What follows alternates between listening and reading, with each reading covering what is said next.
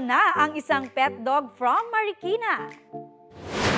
Another fear conquered para sa halagang si Hiraya. Kahit pa makarinig ng malakas na kulog, hindi na OA ang reaksyon sa nakakatakot na tunog.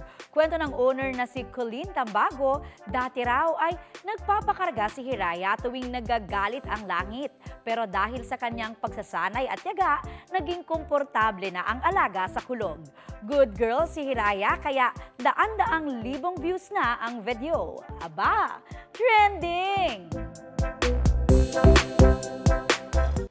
Kapuso, para sa mga maiinit na balita, mag-subscribe sa GMA Integrated News sa YouTube. Sa mga kapuso naman abroad, subaybayan nyo kami sa GMA Pinoy TV at sa www.gmanews.tv.